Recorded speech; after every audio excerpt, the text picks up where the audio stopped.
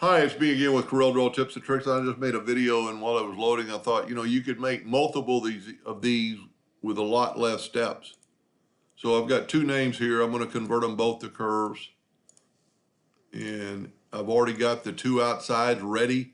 And if you got to remember, when you have something that's not perfectly symmetrical, you've got to nudge it. You can't just hit P, because this is going to be off if we put it in the center of the page, because of the taller handle. So if you've got a bunch of these already made up, Control D, and if you just watch that in the last video, we're actually going to move them out of the way a little bit more, but I'm just nudging them. And then I'm going to put Leah in the center of the page. It looks good, so I'm going to nudge it over.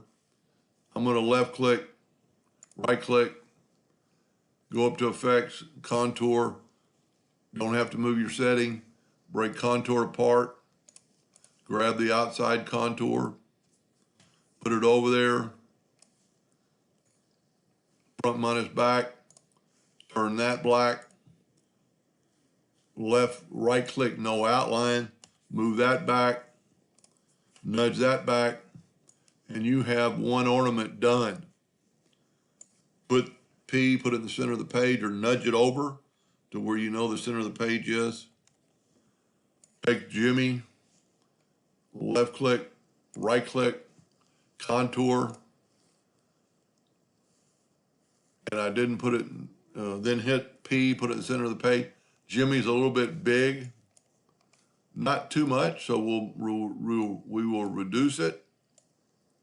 Hit P, go up to Effects, break contour apart, try to move the inside one, and you did. Back minus front, right click, left click, no outline, move it back. Take your other element, and in that quick you made two, and you could make 50 of them in that order as long as you just keep nudging. So this is a really easy ornament. I think it's going to look good.